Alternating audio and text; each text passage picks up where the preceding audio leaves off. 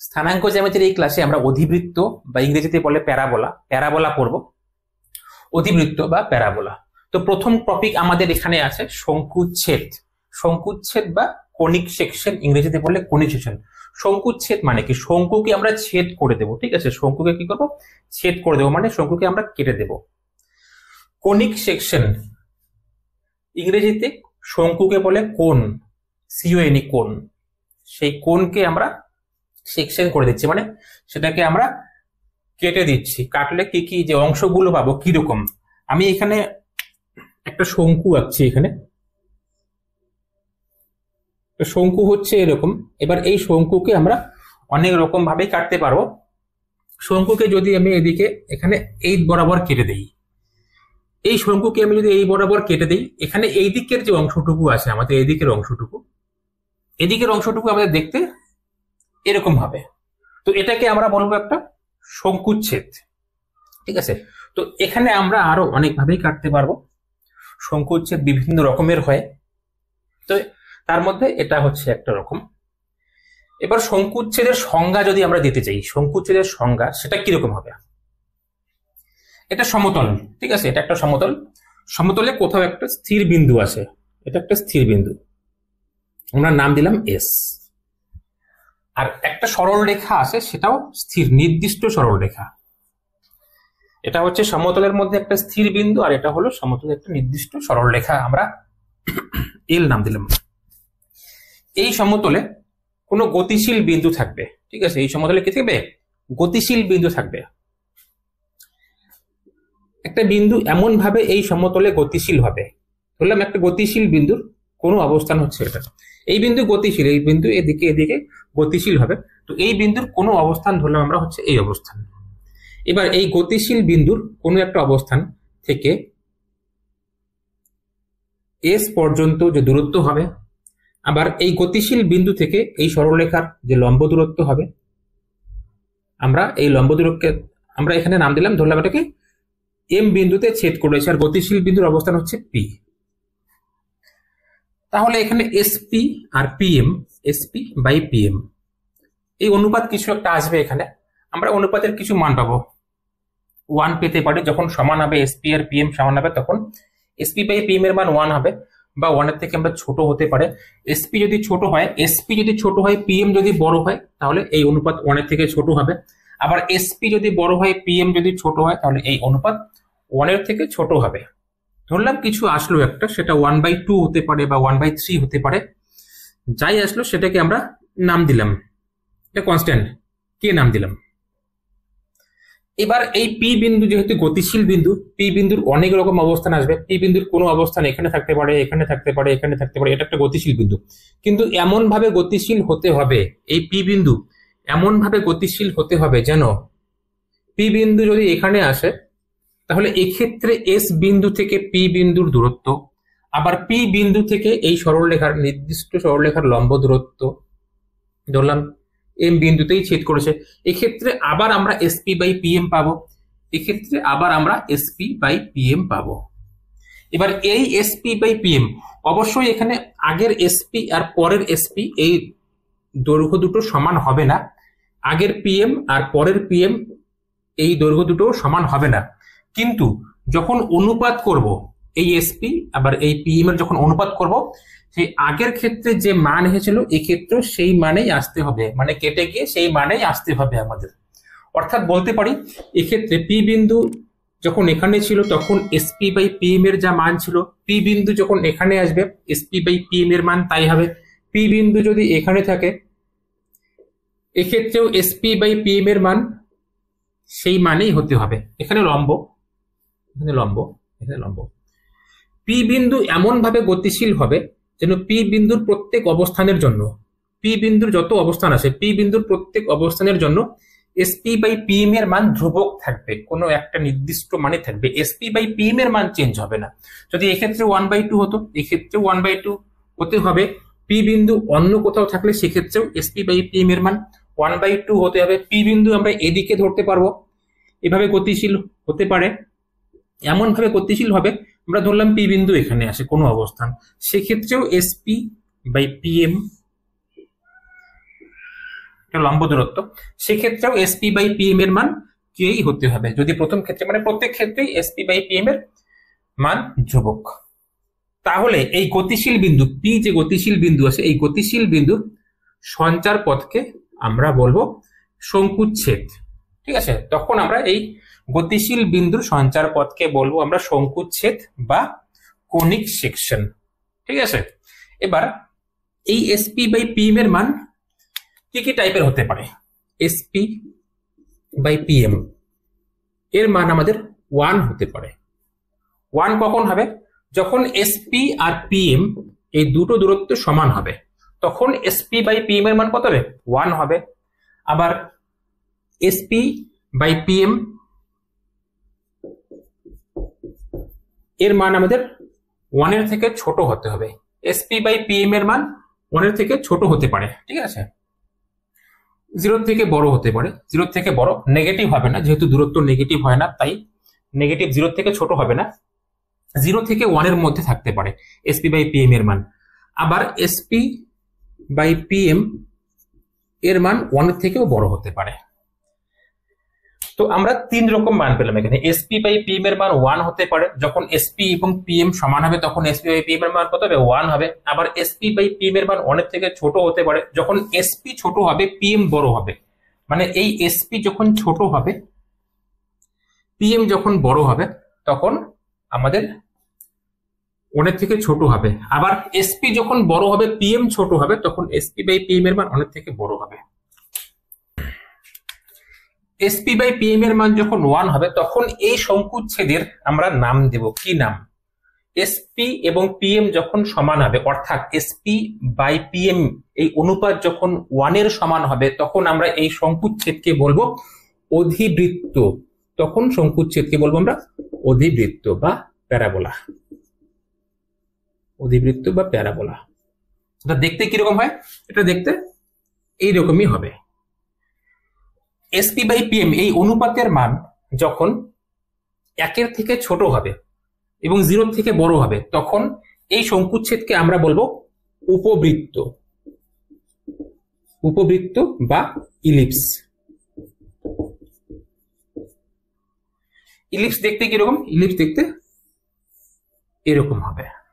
ঠিক আছে, SP by PM এর মান যখন 1 এর থেকে বড় হবে, তখন এই শঙ্কুচ্ছেদ যে আছে, এই শঙ্কুচ্ছেদের নাম হবে পরাবৃত্ত। পরাবৃত্ত বা হাইপারবোলা। হাইপারবোলা। হাইপারবোলা দেখতে কিরকম? হাইপারবোলা দেখতে এইরকম। ঠিক আছে, এটা সম্পূর্ণ একটা হাইপারবোলা। এবার এই অনুপাত যে আছে, এই অনুপাত এসপি বাই পিএম, এই অনুপাতকে এই শঙ্কুচ্ছেদের কি বলা হয়? এসপি বাই পিএম এই অনুপাতকে এই শঙ্কুচ্ছেদের উৎকেন্দ্রতা বলা হবে। উৎকেন্দ্রতা। উৎকেন্দ্রতা বা ইসেন্ট্রিসিটি। ইসেন্ট্রিসিটি। এই নির্দিষ্ট যে বিন্দু ছিল সমতলের নির্দিষ্ট বিন্দু, এই নির্দিষ্ট বিন্দুকে বলা হবে এই শঙ্কুচ্ছেদের নাভি বা ফোকাস। ঠিক আছে, নাভি বলা হয় বা ফোকাস বলা হয়। আর এই নির্দিষ্ট সরলরেখা যেটা ছিল, এই নির্দিষ্ট সরলরেখাকে এই শঙ্কুচ্ছেদের বলা হবে নিয়ামক বা ডাইরেক্ট্রিক্স। নিয়ামক বলা হয় বা ডাইরেক্ট্রিক্স বলা হয়। ডাইরেক্ট্রিক্স বলা হয়। তো প্রথম চ্যাপ্টার আমরা এখানে যেটা পড়বো সেটা হচ্ছে অধিবৃত্ত। মানে এসপি বাই পিএম এর মান যখন 1, অর্থাৎ উৎকেন্দ্রতা যখন 1, তখন এই কোনিক সেকশন বা শঙ্কুচ্ছেদের বিভিন্ন ধর্ম বৈশিষ্ট্য এগুলো আমরা পড়বো। যখন উৎকেন্দ্রতা আমাদের কত হবে? 1 হবে। ঠিক আছে, এসপি বাই পিএম মানে উৎকেন্দ্রতা, এটাকে আমরা ই অক্ষর দিয়ে প্রকাশ করতে পারি। উৎকেন্দ্রতাকে আমরা ই অক্ষর দিয়ে প্রকাশ করতে পারি। এটা হচ্ছে উৎকেন্দ্রতা। উৎকেন্দ্রতা আমরা প্রথম চ্যাপ্টারে কি বলবো? অধিবৃত্ত। এই ক্ষেত্রে উৎকেন্দ্রতার মান কত? 1। ঠিক আছে, এখন আমরা অধিবৃত্তের বিভিন্ন অংশ যেগুলো আছে সেগুলোকে পড়বো। অধিবৃত্তের বিভিন্ন অংশ তোমাদের নাম জানতে হবে। অধিবৃত্তের কি কি অংশ থাকে? অধিবৃত্ত এরকম হয়, নিয়ামক থাকবে বা ডাইরেক্ট্রিক্স থাকবে, এখানে নির্দিষ্ট সরলরেখা, আর এখানে নির্দিষ্ট বিন্দু থাকবে, সেটি হলো নাভি। ঠিক আছে, এবার এই নির্দিষ্ট বিন্দু যেটা আছে বা নাভি যেটা আছে, ফোকাস যেটাকে আমরা বলি, ফোকাস নাম দিলাম এখানে এস।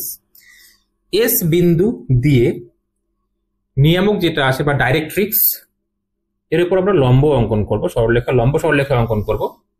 এটা এদিকে চলতে থাকবে। এবার এই সরলরেখাকে আমরা বলবো অধিবৃত্তের অক্ষ বা এক্সিস, অক্ষ বা এক্সিস, বইতে নাম আছে, তোমরা দেখে নিতে পারো। এই সরলরেখাকে আমরা বলবো অধিবৃত্তের অক্ষ বা এক্সিস, ঠিক আছে। এরপরে এবার এই অধিবৃত্তের অক্ষ বা এক্সিস অধিবৃত্তকে যে বিন্দুতে ছেদ করবে, এই বিন্দুতে অধিবৃত্তকে ছেদ করেছে, তাই তো। অধিবৃত্তের অক্ষ, এই যে অক্ষ, এই অক্ষ অধিবৃত্তকে এই বিন্দুতে ছেদ করেছে, এই বিন্দুকে আমরা বলবো অধিবৃত্তের শীর্ষ, অধিবৃত্তের শীর্ষবিন্দু বা ভার্টেক্স, অধিবৃত্তের শীর্ষবিন্দু বলবো বা ভার্টেক্স বলবো আমরা এটাকে, ঠিক আছে। এরপরে এই সরলরেখা তো আমাদের গেল ডাইরেক্ট্রিক্স বা নিয়ামক, ডাইরেক্ট্রিক্স বা নিয়ামক। এরপরে অধিবৃত্তের ফোকাস যে আছে, ফোকাস বা নাভি, এই নাভিতে যদি আমরা লম্ব অঙ্কন করি, লম্ব, এই লম্বকে আমরা বলবো অধিবৃত্তের নাভি লম্ব, মানে নাভি দিয়ে যে লম্ব অঙ্কন করব আমরা সেটাকে বলবো। আসলে এটা হচ্ছে অধিবৃত্তের কোনো একটা জ্যা বা কর্ড, ঠিক আছে, এটা হচ্ছে জ্যা। এই জ্যা যখন নাভির উপর দিয়ে যাবে এবং লম্ব হবে, তখন সেটাকে বলি নাভি লম্ব বা লেটাস রেক্টাম, ঠিক আছে। এটা হচ্ছে লেটাস রেক্টাম বা নাভি লম্ব, রেক্টাম, লেটাস রেক্টাম বা নাভি লম্ব। এবার নাভি দিয়ে অন্য কোনো জ্যা যেতে পারে, এটাকে আমরা জ্যা বলবো। এটা হচ্ছে নাভি দিয়ে গেল, তাই এটাকে আমরা বলবো নাভিগামী জ্যা বা ফোকাল কর্ড, নাভিগামী জ্যা বলবো বা ফোকাল কর্ড, এটাকে আমরা বলবো ফোকাল কর্ড, ঠিক আছে। এবার অধিবৃত্তের উপর কোনো বিন্দু ধরলাম, এটা হচ্ছে অধিবৃত্তের উপর কোনো বিন্দু, এই বিন্দুর ক্ষেত্রে আমরা এই বিন্দু থেকে যদি অক্ষের উপর লম্ব অঙ্কন করি, এইটুকু দৈর্ঘ্যকে আমরা বলি এই বিন্দুর কোটি, তাই তো। এই বিন্দুর কোটি বলি, মানে অর্ডিনেট বলি। কোন বিন্দুর স্থানাঙ্ক যেমন এক্স কমা ওয়াই আকারে থাকে, ওয়াই কে বলে এই বিন্দুর কোটি বা অর্ডিনেট, আর এক্স কে বলে এই বিন্দুর ভুজ বা অ্যাবসিসা, ঠিক আছে। তো এখানে আমরা এই বিন্দুর কোটি যেটা, সেটা হচ্ছে এইটুকু, মানে ওয়াই এর মান। তাহলে এই বিন্দুর এইটুকু আমরা কোটি বলবো, আর এখান থেকে এই সম্পূর্ণ এইটুকুকে বলবো এই বিন্দুর দ্বিগুণ কোটি বা ডাবল অর্ডিনেট, ঠিক আছে। এই বিন্দুর কোটি এখান থেকে আমরা অধিবৃত্তের অক্ষ পর্যন্ত বলবো কোটি, আর সম্পূর্ণ এতটুকু পর্যন্ত বলবো দ্বিগুণ কোটি বা ডাবল অর্ডিনেট। এখান থেকে এতটুকু পর্যন্ত বলবো আমরা ডাবল অর্ডিনেট বা দ্বিগুণ কোটি। এই বিন্দুকে বলবো আমরা অক্ষ এবং নিয়ামকের ছেদ বিন্দু, ঠিক আছে। এই বিন্দুকে বলবো অক্ষ এবং নিয়ামক, এটা হচ্ছে নিয়ামক, এই সরলরেখা হচ্ছে নিয়ামক, এই বিন্দুকে বলবো অক্ষ এবং নিয়ামকের ছেদ বিন্দু, ঠিক আছে। তো এই নামগুলো তোমাদেরকে সব জানতে হবে। এই নামগুলো বইতে লিখে দেওয়া আছে, বাংলা দিয়েও লিখে দেওয়া আছে, ইংরেজি দিয়েও লিখে দেওয়া আছে, তোমরা সেখান থেকে এই নামগুলো পড়ে নেবে ভালো করে। এরপরে আমরা হিসেব করব, অধিবৃত্তের সমীকরণ বের করবো, মানে এই বক্ররেখার যেটা আছে এই বক্ররেখার সমীকরণ আমরা এখানে নির্ণয় করব। আমরা অধিবৃত্তের সমীকরণ নির্ণয় করব। আমরা কি নিয়েছি এখানে, আমরা এবার অধিবৃত্তের আদর্শ সমীকরণ নির্ণয় করব। অধিবৃত্তের অক্ষ আমরা নিয়েছি হচ্ছে এক্স অক্ষ বরাবর, এবং নাভির স্থানাঙ্ক বা কোঅর্ডিনেট অফ ফোকাস কত, a,0। আদর্শ সমীকরণ মানে অধিবৃত্তের স্ট্যান্ডার্ড ইকুয়েশন আমরা বলতে পারি ইংরেজিতে, ঠিক আছে, স্ট্যান্ডার্ড ইকুয়েশন অফ প্যারাবোলা। এখানে কি নিয়েছি আমরা, অক্ষ হচ্ছে এক্স অক্ষ বরাবর, ঠিক আছে। অধিবৃত্তের অক্ষ কত, এক্স অক্ষ বরাবর, এবং অধিবৃত্তের নাভির স্থানাঙ্ক নিয়েছি a,0। অধিবৃত্তের অক্ষ আমরা আঁকবো এক্স অক্ষ বরাবর। তো সেক্ষেত্রে আমাদের এখানে কি করতে হবে, আমাদের এখানে স্থানাঙ্ক অক্ষ আঁকতে হবে। প্রথমে স্থানাঙ্ক অক্ষ আমরা আঁকবো, এটা হচ্ছে আমাদের অধিবৃত্ত, ঠিক আছে। এবার আরেকটা কথা বলা হয়নি, অধিবৃত্ত হলো ওর অক্ষের সাপেক্ষে, অধিবৃত্তের অক্ষের সাপেক্ষে অধিবৃত্ত প্রতিসম হয়, ঠিক আছে। অধিবৃত্তের অক্ষ সাপেক্ষে অধিবৃত্ত কি প্রতিসম হয়, অর্থাৎ অধিবৃত্তের কোনো বিন্দু যদি আমরা এখানে চুজ করি, সেই বিন্দু থেকে অক্ষের যা লম্ব দূরত্ব হবে, এবং এখান থেকে যদি আমরা লম্ব এদিকে টেনে দিই, এখান থেকে লম্ব টানবো এদিকে, এখান থেকে এইটুকু দূরত্ব আর এখান থেকে এইটুকু দূরত্ব সমান হবে প্রত্যেকটা বিন্দুর জন্যই। আমরা যদি এখানে কোনো বিন্দু এক্স কমা ওয়াই নেই, সেই বিন্দুর জন্য এদিকে এক্স কমা মাইনাস ওয়াই বিন্দু পাওয়া যাবে। তো আমরা এখানে অধিবৃত্তের নাভির স্থানাঙ্ক নিয়েছি a,0, এটা হচ্ছে আমাদের নাভি এস, স্থানাঙ্ক কত a,0।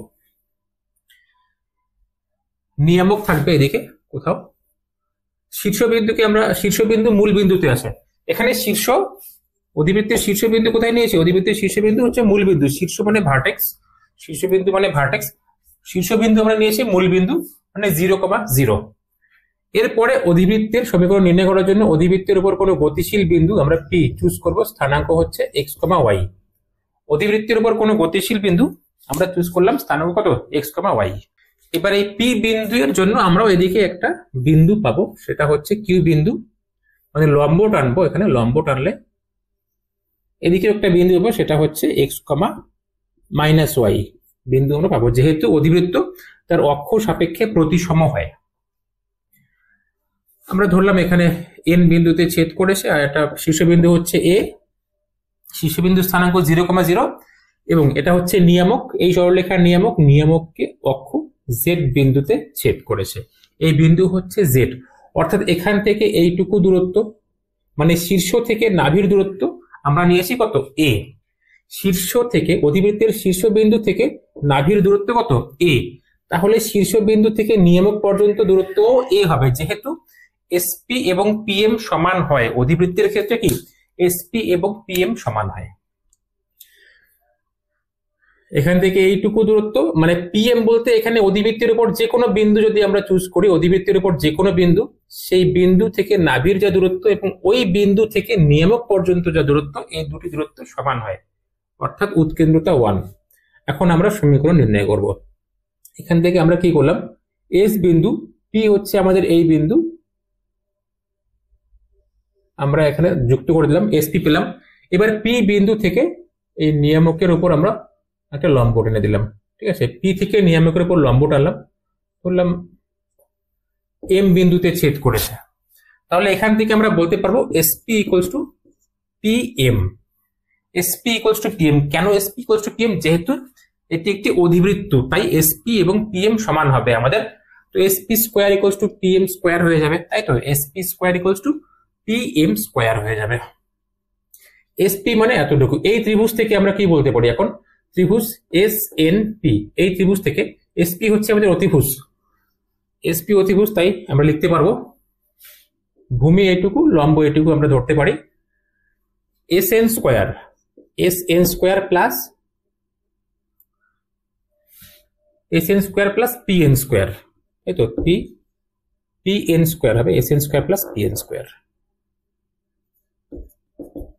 আর ডান দিকে আমাদের পিএম আসে, পিএম, এবার এই পিএম এবং জেড এন, পিএম এবং জেড এন আমাদের সমান হবে, যেহেতু এটি একটি আয়তক্ষেত্র, এই তো পিএম এবং জেড এন সমান হবে, তো এটাকে আমরা জেড এন স্কোয়ার লিখতে পারি, ঠিক আছে। এবার এসএন, এসএন মানে কতটুকু, এতটুকু হচ্ছে এসএন। এবার এই এসএন এর মান কত, দেখো ভালো করে, এসএন এর মান কত, এএস এর মান কত, এএস এর মান হচ্ছে এ, শীর্ষ থেকে নাভি পর্যন্ত দূরত্ব কত এ। আবার এএন এর মান কত, এএন এর মান হচ্ছে এক্স, কেন এক্স, কারণ পি বিন্দু স্থানাঙ্ক আমরা পাওয়ার জন্য প্রথমে আমরা এন বিন্দু পর্যন্ত যাব, তারপরে আমরা পি বিন্দু পর্যন্ত যাব, তো পি বিন্দু স্থানাঙ্ক কত x,y, তাই আমরা এএন এর মান পেলাম কত এক্স। তো এ এন থেকে যদি আমরা এ এস কে মাইনাস করি, তাহলেই তো আমরা পাবো এস এন, তো এস এন এর মান কত হবে, A N minus A S, A N হচ্ছে এক্স, এ এস হচ্ছে এ, তাহলে x minus a whole square.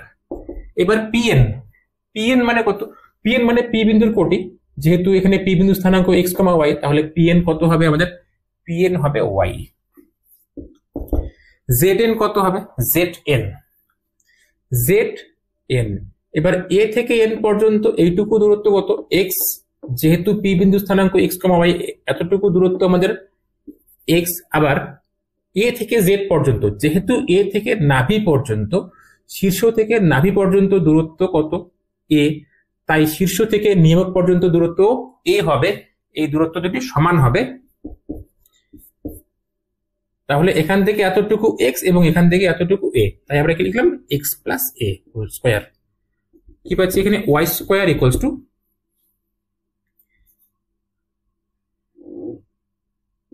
X plus a whole square. এবার এই অংশটুকুকে আমরা ডান দিকে নিয়ে যাই, x minus a whole square, a plus b whole square minus a minus b whole square, 4ab 4ab। তো এই হচ্ছে আমাদের অধিবৃত্তের সমীকরণ। Y square equals to 4ax। এখানে এ কি? এ হচ্ছে অধিবৃত্তের শীর্ষ থেকে নাভির দূরত্ব এবং এক্স কমা ওয়াই হলো অধিবৃত্তের ওপর যে কোনো বিন্দুর স্থানাঙ্ক। আমাদের অধিবৃত্তের সমীকরণ বের হয়ে গেল। এই অধিবৃত্ত আমরা কখন পাবো? Y square equals to 4ax। এই অধিবৃত্তের আমরা পাবো যখন যখন অধিবৃত্তের অক্ষ থাকবে হচ্ছে এক্স অক্ষ বরাবর, অধিবৃত্তের অক্ষ এক্স অক্ষ বরাবর, অধিবৃত্তের নাভির স্থানাঙ্ক a,0 এবং শীর্ষ বিন্দুর স্থানাঙ্ক হচ্ছে 0,0, তখন আমরা সমীকরণ পাবো Y square equals to 4ax। ঠিক আছে, এবার এই সমীকরণ থেকে আমাদের অধিবৃত্তের বিভিন্ন অংশ বের করতে হবে। আমরা এই যে নাভি আছে, নাভিতে আমরা নাভি লম্ব অঙ্কন করতে পারবো। এটা হচ্ছে নাভি লম্ব। এই নাভি লম্বের দৈর্ঘ্য কত? নাভি লম্বের দৈর্ঘ্য কত হবে? একটা ক্যাপিটাল এক্স কমা ওয়াই নাম দিলাম। এই নাভি লম্বের দৈর্ঘ্য কত হবে? নাভি লম্বের দৈর্ঘ্য আমাদের নির্ণয় করতে বললো, তখন আমরা কিভাবে নির্ণয় করবো? সূত্র কি হবে আমাদের? এখানে আমি সূত্র বের করে দিচ্ছি। এক্স বিন্দুর স্থানাঙ্ক আমরা চুজ করতে পারবো। এখানে এক্স বিন্দুতে যাওয়ার জন্য প্রথমে আমাদের মূল বিন্দু থেকে এস বিন্দুতে যেতে হবে। এস বিন্দু স্থানাঙ্ক a,0, তারপর এস বিন্দু থেকে এক্স বিন্দুতে যেতে হবে। এস থেকে আমাদের এক্স বিন্দুতে যেতে হবে। এদিকে কতটুকু যেতে হবে সেটা আমরা জানি না, তো ধরে নেব এখানে এক্স বিন্দুর স্থানাঙ্ক আমরা ধরে নেব। এক্স বিন্দুর জন্য এক্স বিন্দুর ভুজ তো আমাদের এই হবে, যেহেতু নাভির স্থানাঙ্ক কত a,0 আসে, তাই ভুজ আমাদের কত এ হবে। এবং কোটি কত হবে? মানে এক্স ইন্টু এস, মানে এক্স এস কত হবে? এক্স এস কত হবে সেটা আমরা জানি না, এটাকে আমরা ধরলাম এল। এখন a,l এটা হচ্ছে এক্স বিন্দুর স্থানাঙ্ক। এই a,l বিন্দু যেহেতু অধিবৃত্তের ওপর আসে, তাই অধিবৃত্তের সমীকরণকে সিদ্ধ করবে, তাই তো? অধিবৃত্তের সমীকরণে আমরা a,l বিন্দু বসিয়ে দেব। এক্স এর জায়গায় বসাবো a এবং ওয়াই এর জায়গায় বসাবো আমরা l। তাহলে কি আসবে? Y square equals to 4ax আসে, তাই এখানে আমাদের l square equals to 4a into x এর মান বসাবো কত? a বসাবো। তো a যদি এক্স এর মান বসাই ইন্টু এটা a স্কোয়ার হয়ে যাবে। তাহলে l ইকুয়ালস টু আমরা কি পাচ্ছি? Plus minus 2a। এল এর দুটো মান কেন আসলো? কারণ একটা বিন্দু আমরা নিচের দিকে পাবো, তাই তো? এইটুকু হচ্ছে আমাদের প্লাস 2a, এইটুকু হচ্ছে আমাদের মাইনাস 2a। তাহলে আমরা এক্স বিন্দুর স্থানাঙ্ক পেলাম। এক্স বিন্দুর স্থানাঙ্ক কত? a,2a।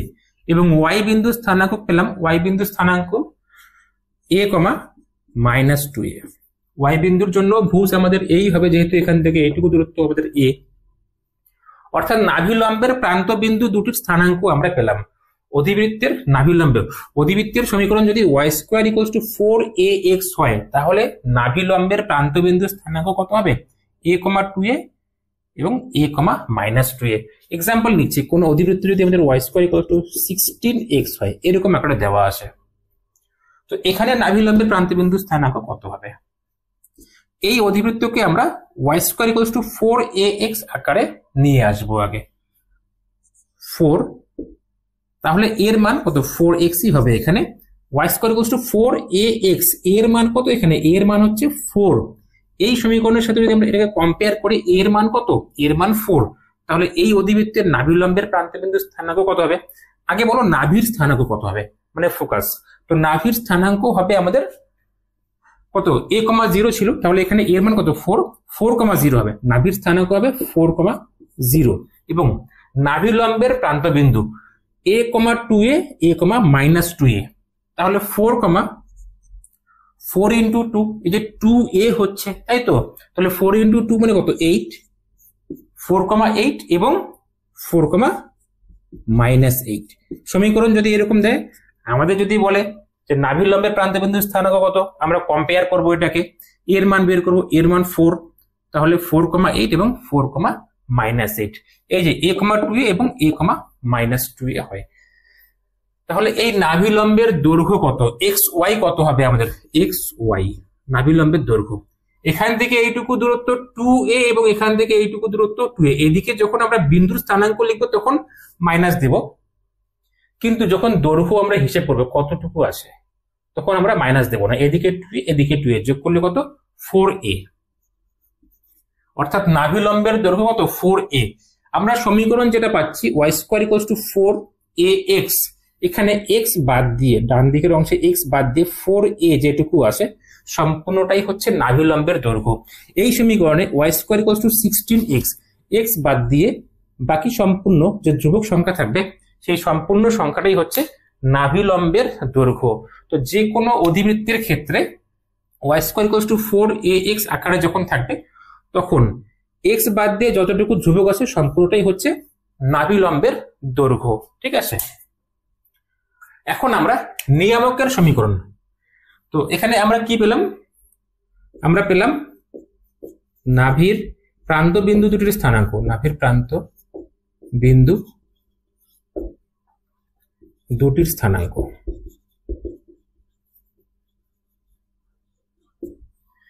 কি কি পেয়েছি, a, 2a এবং a, -2a।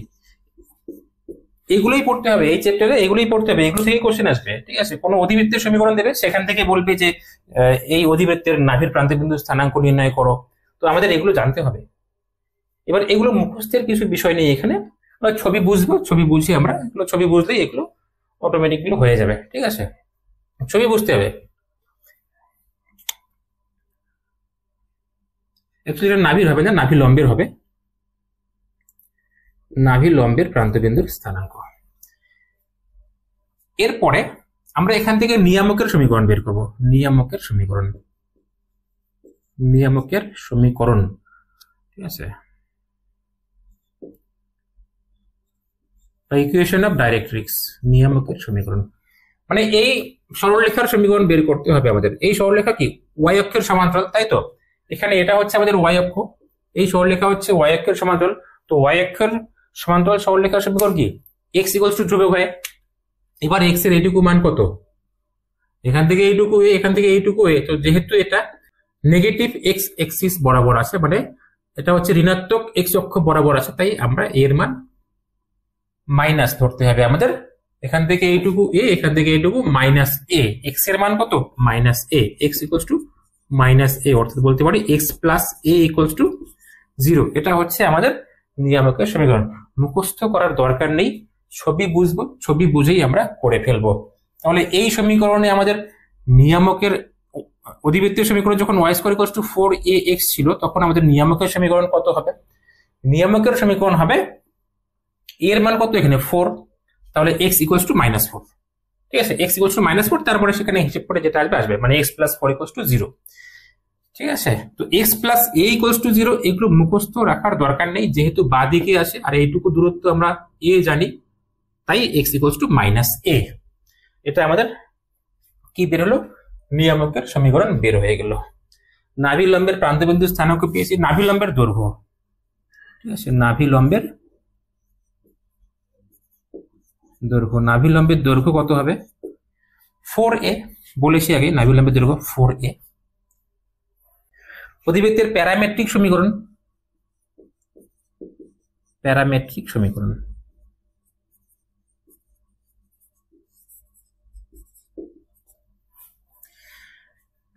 এখানে x equals two at square, y equals to 2at, এটা হচ্ছে অধিবৃত্তের প্যারামেট্রিক সমীকরণ। x equals two at square, y equals to 2at, এটি হলো অধিবৃত্তের প্যারামেট্রিক সমীকরণ। আমরা এখান থেকে এই দূর থেকে যদি আমরা t কে অপনয়ন করি, t কে অপনয়ন করলে আমাদের এই সমীকরণ চলে আসবে। y square equals to 4ax সমীকরণ যে আছে, আমরা এই সমীকরণ পেয়ে যাব, y square equals to 4ax, যদি এই দূর থেকে আমরা t কে অপনয়ন করি। t কে আমরা বলবো এখানে পরিবর্তনশীল চল বা প্যারামিটার, t হচ্ছে প্যারামিটার। এবার parametric equation x equals two at square, y equals to 2at, তাহলে অধিবৃত্তের উপর যে কোনো বিন্দু, অধিবৃত্তের উপর যে কোনো বিন্দুর প্যারামেট্রিক ফর্ম আমরা এইভাবে চুজ করতে পারবো। কিভাবে চুজ করতে পারবো, at স্কয়ার, 2at, এভাবে আমরা যে কোনো বিন্দুর প্যারামেট্রিক ফর্ম চুজ করতে পারবো। এখানে অবশ্যই যেটা আমরা নিব, এই এ কে নেব আমরা এই সমীকরণ থেকে। যেমন এই সমীকরণের জন্য এর মান কত 4, এই সমীকরণের জন্য এর মান হচ্ছে আমাদের 4।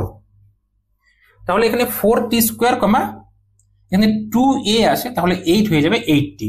4t² 80 এটা হবে আমাদের প্যারামেট্রিক সমীকরণ, মানে কোনো বিন্দুর প্যারামেট্রিক স্থানাঙ্ক এটা হয়ে যাবে। তো আমাদের প্রথম আকার গেল কি, অক্ষ হচ্ছে এক্স অক্ষ বরাবর, এখানে ধনাত্মক এক্স অক্ষ বরাবর যেহেতু এই দিকে আসে, নাভির স্থানাঙ্ক a,0, শীর্ষবিন্দু স্থানাঙ্ক 0,0। এবার আমরা অধিবৃত্তের আরো অন্যান্য যেগুলো আকার আছে সেই আকারগুলো পড়ব। অধিবৃত্তের অক্ষ আমরা এক্স অক্ষ বরাবরই ধরবো, কিন্তু এখানে নেগেটিভ দিকে, মানে ঋণাত্মক দিকে, ঋণাত্মক এক্স অক্ষ বরাবর। ঠিক আছে, এখানে হচ্ছে ঋণাত্মক এক্স অক্ষ বরাবর। ছবি আমাদের কিরকম হবে তাহলে, শীর্ষবিন্দুর স্থানাঙ্ক আমাদের মূল বিন্দুই থাকবে এবং নাভির স্থানাঙ্ক আমাদের -a,0 হয়ে যাবে। অধিবৃত্ত এবার এইদিকে ঘুরে যাবে, অধিবৃত্ত এদিকে ঘুরে যাবে। এখানে কি হয়েছে, এখানে অক্ষ কত, ঋণাত্মক এক্স অক্ষ বরাবর অক্ষ। এক্ষেত্রে সমীকরণ, অধিবৃত্তের সমীকরণ আমাদের কত হবে, এক্ষেত্রে অধিবৃত্তের সমীকরণ আমাদের হবে, অধিবৃত্তের সমীকরণ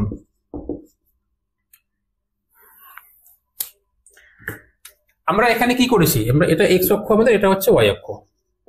ঠিক আছে, শীর্ষ কোথায় 0,0 মানে মূল বিন্দু। অধিবৃত্তের সমীকরণ এর আগে ছিল কি y² = 4ax, এখন হবে y² = -4ax। y² = -4ax, যেহেতু এখানে নাভির স্থানাঙ্ক -a,0, অর্থাৎ নাভি এখানে আমাদের ঋণাত্মক এক্স অক্ষের উপর থাকবে a,0। নিয়ামক আমাদের এবার এই দিকে থাকবে, এটা হচ্ছে নিয়ামক। ঠিক আছে, এখন এই কেস যে আমাদের আছে, সমীকরণ কত, y² = -4ax।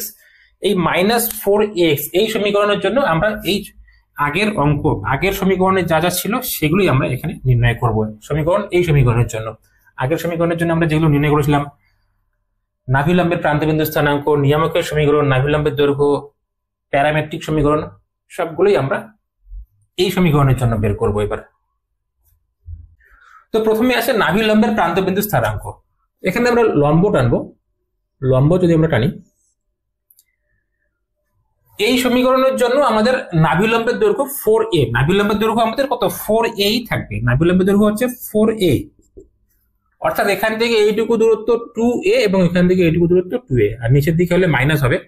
তাহলে এই বিন্দুর স্থানাঙ্ক কত হবে, এদিকে আমরা প্রথমে -a এসেছি, তারপরে এখান থেকে এইটুকু 2a, অর্থাৎ -a, 2a এবং -a, -2a। আমরা কি পেয়েছি এখানে, নাভিলম্বের প্রান্তবিন্দু স্থানাঙ্ক -a, 2a O -a, -2a, এটা হচ্ছে নাভিলম্বের প্রান্তবিন্দু স্থানাঙ্ক। এরপরে নিয়ামকের সমীকরণ। এবার নিয়ামক ধনাত্মক এক্স অক্ষ দিকে আসে, এইদিকে আসে, তাহলে এখান থেকে এইটুকু দূরত্ব কত a, তাই তো। শীর্ষ থেকে নাভির দূরত্ব এদিকে যেহেতু আসে মাইনাসে, তাহলে এদিকে দূরত্ব কত +a হয়ে যাবে। অর্থাৎ যেহেতু ওয়াই অক্ষের সমান্তরাল সরলরেখা x = ধ্রুবক, তো এখানে ধ্রুবক কত a, x = a, নিয়ামকের সমীকরণ কত x = a, অর্থাৎ আমরা বলতে পারি x - a = 0। এটা হচ্ছে আমাদের নিয়ামকের সমীকরণ। প্যারামেট্রিক স্থানাঙ্ক, শুধু আমরা x এর একে মাইনাস দেব, তো প্যারামেট্রিক স্থানাঙ্ক কত, x = -at², y = 2at। ঠিক আছে, x এর একে আমরা মাইনাস দিলাম প্যারামেট্রিক সমীকরণে, অর্থাৎ কোন বিন্দুর প্যারামেট্রিক স্থানাঙ্ক হবে -at², 2at। এই আকারও আমাদের চলে গেল।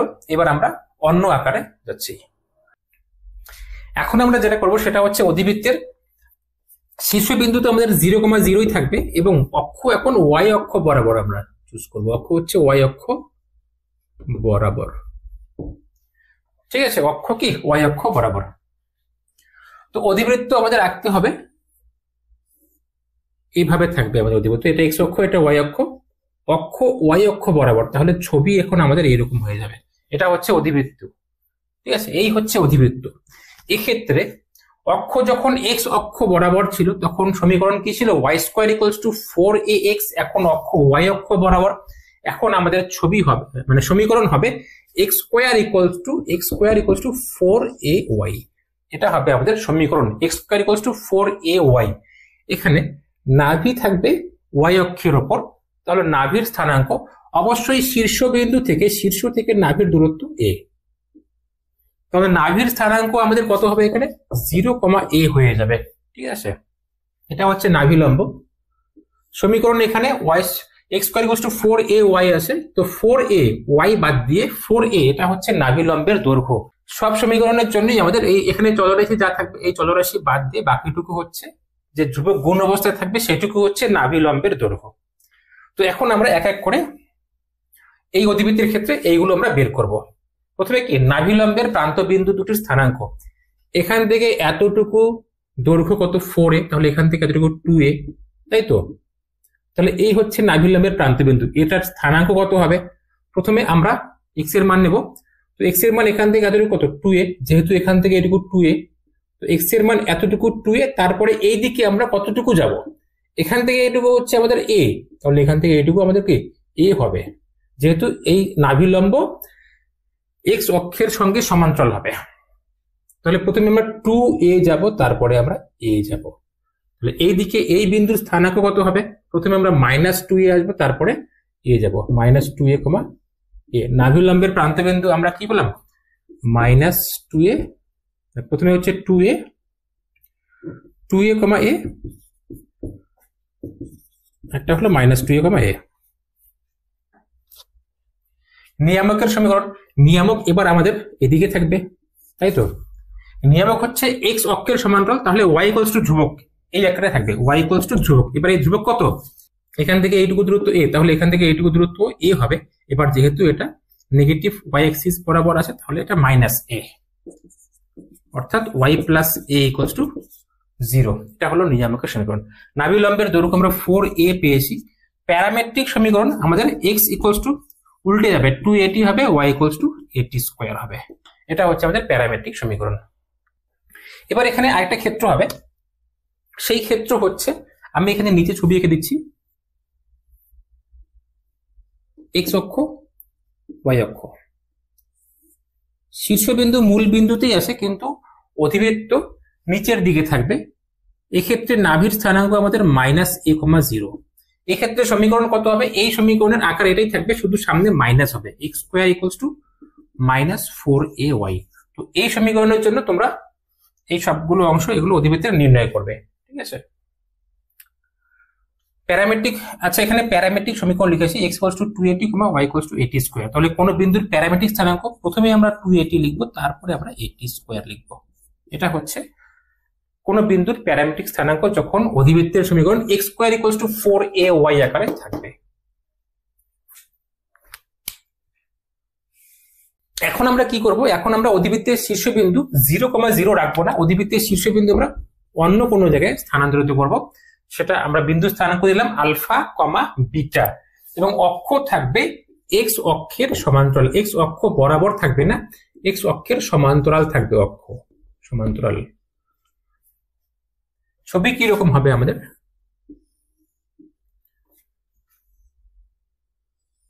ছবি হবে আমাদের এরকম। শীর্ষবিন্দু এখানে আছে, শীর্ষবিন্দু স্থানাঙ্ক হচ্ছে আলফা, বিটা, এটা হলো আমাদের শীর্ষবিন্দু। নিয়ামক এরকম কোন জায়গায় থাকবে, এটা x অক্ষ, এটা y অক্ষ। নিয়ামক আমাদের এরকম কোন জায়গায় থাকবে, এটা হলো নিয়ামক। অক্ষ হচ্ছে আমাদের x অক্ষের সমান্তরাল, এটা হচ্ছে অক্ষ, এটা কত x অক্ষের সমান্তরাল। ঠিক আছে, এখানে কোথাও নাভি থাকবে, s নাম দিলাম। শীর্ষ থেকে নাভির দূরত্ব a, শীর্ষ থেকে নাভির দূরত্ব a যদি আমরা ধরি, তাহলে এখানে অধিবৃত্তের সমীকরণ, এই কেসটাতে আমাদের অধিবৃত্তের সমীকরণ আসবে। এর আগে যখন অক্ষ x অক্ষ বরাবর ছিল এবং শীর্ষবিন্দু 0,0 ছিল, তখন অধিবৃত্তের সমীকরণ ছিল y square equals to 4ax, তাই তো। তো এখন এখানে x অক্ষ বরাবর নেই, x অক্ষের সমান্তরাল দেওয়া আছে অক্ষ, এবং শীর্ষবিন্দু কি দেওয়া আছে আলফা, বিটা। সমীকরণ আমাদের হবে, আমরা y এর জায়গায় লিখবো y মাইনাস বিটা, স্কয়ার আছে, স্কয়ার দিলাম, 4a ইন্টু x এর জায়গায় লিখবো x মাইনাস আলফা। এখন যদি আমরা এখানে আলফা এবং বিটার জায়গায় 0 এবং 0 বসিয়ে দিই, 0 0 বসিয়ে দিই, তাহলে আমরা এই সমীকরণে পাবো। অর্থাৎ শীর্ষবিন্দু আলফা কমা বিটা থেকে যদি আমরা 0,0 নিয়ে আসি তাহলে আমাদের এই সমীকরণে আবার চলে আসবে। ঠিক আছে, তো এখানে আমরা এক এক করে এই অংশগুলো নির্ণয় করব। প্রথমে হচ্ছে নাভির স্থানাঙ্ক। নাভির স্থানাঙ্ক এখানে কত হবে? এখানে নাভির স্থানাঙ্ক a,0 হবে না, শীর্ষবিন্দু থেকে নাভির দূরত্ব a, কিন্তু মূল বিন্দু থেকে আমাদের হিসেব করতে হবে স্থানাঙ্ক নির্ণয় করার জন্য। স্থানাঙ্ক, এই বিন্দুর স্থানাঙ্ক নির্ণয় করার জন্য আমাদের মূল বিন্দু থেকে হিসেব করতে হবে। আমরা শীর্ষ থেকে যদি এখানে মনে মনে একটা লম্ব অঙ্কন করি, শীর্ষবিন্দুর স্থানাঙ্ক কত? Alpha comma beta. তাহলে আমরা বলতে পারি এখান থেকে এতটুকু দূরত্ব আমাদের কত? আলফা। যেহেতু শীর্ষবিন্দু স্থানাঙ্ক হচ্ছে আলফা কমা বিটা, অর্থাৎ আমরা বলতে পারি মূল বিন্দু থেকে এতটুকু দূরত্ব আমাদের আলফা। আবার এখান থেকে যদি আমরা লম্ব অঙ্কন করি মনে মনে একটু, এখান থেকে এতটুকু আলফা, আবার এখান থেকে এতটুকু এ, যেহেতু এখান থেকে এতটুকু দূরত্ব হচ্ছে এ, অর্থাৎ নাভির স্থানাঙ্ক, নাভির এই অবস্থানে যাওয়ার জন্য আমাদের প্রথমে এতটুকু আলফা আসতে হবে, তারপরে এতটুকু এ যেতে হবে, অর্থাৎ এখান থেকে এতটুকু হচ্ছে আলফা প্লাস এ, তারপরে এখান থেকে এতটুকু বিটা, তাই এখান থেকে এতটুকু বিটা হবে। আমরা কি বললাম? আলফা প্লাস এ কমা বিটা, আলফা প্লাস এ কমা বিটা, আলফা প্লাস এ কমা বিটা। এখানে কোনো মুখস্থের বিষয় নেই, ঠিক আছে, মুখস্থ করার বিষয় না, এগুলো ছবি কল্পনা করতে হবে আমাদের। এই ছবিটাকে আমরা কল্পনায় ভাসাবো। আমাদের এই ছবি যে আছে, এই ছবিকে আমরা কল্পনায় ভাসাবো, কল্পনায় ভাসিয়ে আমরা মনে মনে হিসেব করবো। ঠিক আছে, এখানে মুখস্থ করলে এতগুলো জিনিস মনে রাখা সবসময় সম্ভব হবে না। এরপরে নাভিলম্বের প্রান্তবিন্দু, এই হচ্ছে আমাদের নাভিলম্ব। নাভিলম্বের দৈর্ঘ্য 4a, শীর্ষ থেকে নাভির দূরত্ব যা হবে নাভিলম্বের দৈর্ঘ্য তার 4 গুণ হবে। ঠিক আছে, সবসময় শীর্ষ থেকে নাভির দূরত্ব এখানে কত? a, তাই নাভিলম্বের দৈর্ঘ্য আমাদের 4a হবে। নাভিলম্বের দৈর্ঘ্য হচ্ছে আমাদের 4a। এবার নাভিলম্বের প্রান্তবিন্দু স্থানাঙ্ক। নাভিলম্বের প্রান্তবিন্দু এই বিন্দুতে আসার জন্য আমাদের প্রথমে এখানে এতটুকু আসতে হবে। এতটুকু কত আসলাম আমরা একটু আগে? আলফা প্লাস এ, আমাদের এখানে আসতে হবে। তো আলফা প্লাস এ আসবে প্রথমে। এক্স এর মান কত? আলফা প্লাস এ, এক্স এর মান হচ্ছে আলফা প্লাস এ, তারপরে ওয়াই এর মান কত যাবো? এখান থেকে এতটুকু বিটা, তারপরে আবার এখান থেকে এতটুকু 2a, তাহলে beta plus 2a, beta plus 2a। এবার এই বিন্দুতে আসতে হবে আমাদের। প্রথমে আমরা আলফা প্লাস এ তো যাবোই, আলফা প্লাস এ, আলফা প্লাস এ। এরপরে আমরা আমাদের এই বিন্দুতে আসার জন্য প্রথমে আমরা বিটা উঠবো। ঠিক আছে, বিটা উঠবো, বিটা ওঠার পরে এদিকে 2a আমরা নামবো, যেহেতু এখান থেকে এইটুকু দূরত্ব কত? 2a, তাই তো। প্রথমে আমরা বিটা উঠবো, এখান থেকে এতটুকু হচ্ছে আমাদের বিটা, তারপরে এইটুকু হচ্ছে 2a মাইনাস করে দেবো, বিটা মাইনাস 2a। এটা হচ্ছে, এই দুটো হচ্ছে নাভিলম্বের প্রান্তবিন্দু স্থানাঙ্ক। নিয়ামকের সমীকরণ, নিয়ামক কোথায় আসে? এটা হচ্ছে নিয়ামক। এখান থেকে এইটুকু দূরত্ব আমাদের a, তাহলে এখান থেকে এইটুকু দূরত্ব তো আমাদের a হবে। ঠিক আছে, যেহেতু শীর্ষ থেকে নাভির দূরত্ব কত? a, তাই শীর্ষ থেকে নিয়ামকের দূরত্ব আমাদের কত? a হবে। আমাদের এতটুকু লাগবে। নিয়ামক এখানে y অক্ষের সমান্তরাল, y অক্ষের সমান্তরাল সরলরেখার সমীকরণ x ইকুয়ালস টু ধ্রুবক দিয়ে হয়, তাই তো, x ইকুয়ালস টু ধ্রুবক। তো এখানে ধ্রুবকের মান কত? মূল বিন্দু থেকে নিয়ামকের দূরত্ব, এইটুকু দূরত্ব কত? তো এইটুকু দূরত্ব পাওয়ার জন্য আমরা প্রথমে এখান থেকে এতটুকু দূরত্ব নেব। এখান থেকে এতটুকু দূরত্ব আলফা। কেন আলফা? যেহেতু শীর্ষের স্থানাঙ্ক হচ্ছে আমাদের আলফা কমা বিটা, তাই তো। তারপর এখান থেকে এতটুকু কত? a, আলফা থেকে আমরা a কে মাইনাস করে দেবো, তাহলে আমরা এখান থেকে এইটুকু দূরত্ব পেয়ে যাব।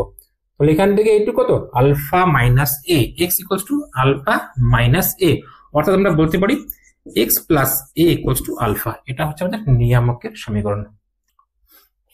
এরপরে আমরা কি করব? আচ্ছা, এখানে আমাদের আরেকটা টপিক বাকি আছে, সেই টপিক। সেক্ষেত্রে আমাদের কি হবে? অক্ষ হচ্ছে আমাদের এখানে x অক্ষের সমান্তরাল নিয়ে আসি, এবার আমরা অক্ষ নেব y অক্ষের সমান্তরাল।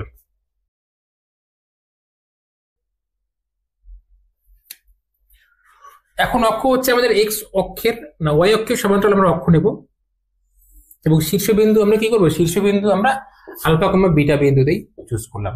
অক্ষ হচ্ছে আমাদের কি? y অক্ষের সমান্তরাল। শীর্ষবিন্দু এই স্থানাঙ্ক হচ্ছে আলফা কমা বিটা, এটা হচ্ছে আমাদের অক্ষ y অক্ষের সমান্তরাল। নিয়ামক এখানে থাকবে x অক্ষের সমান্তরাল। এক্ষেত্রে আমাদের অধিবৃত্তের সমীকরণ আমাদের এরকম আকারে ছিল x square equals two 4ay, এরকম আকারে থাকবে, শুধু এক্স এর জায়গায় আমরা লিখবো X minus alpha whole square, Y এর জায়গায় আমরা লিখবো ওয়াই মাইনাস বিটা। এই ক্ষেত্রে তোমরা এই সবগুলো নির্ণয় করবে, ঠিক আছে, বইতে এগুলো সব নির্ণয় করে দেওয়া আছে, লিখে দেওয়া আছে, তোমরা এই ছবি এঁকে এই সবগুলোকে নির্ণয় করবে। কোন অধিবৃত্তের নাভির স্থানাঙ্ক এবং নিয়ামকের সমীকরণ দেওয়া থাকলে আমরা কিভাবে অধিবৃত্তের সমীকরণ নির্ণয় করতে পারবো। এখানে নাভির স্থানাঙ্ক কি নিয়েছি, এইচ কমা কে।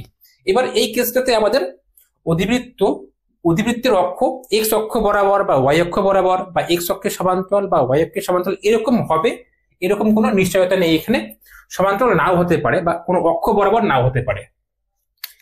আমাদের এখানে এই ক্ষেত্রে আমাদের অধিবৃত্ত আমাদের এইরকমও হতে পারে, এখানে এক্স অক্ষ আছে, এখানে ওয়াই অক্ষ আছে, এইরকমও হতে পারে। তো ধরলাম অধিবৃত্ত যখন এরকম আকারে থাকবে তখন নাভির স্থানাঙ্ক এখানে দেওয়া আছে কত, এইচ কমা কে।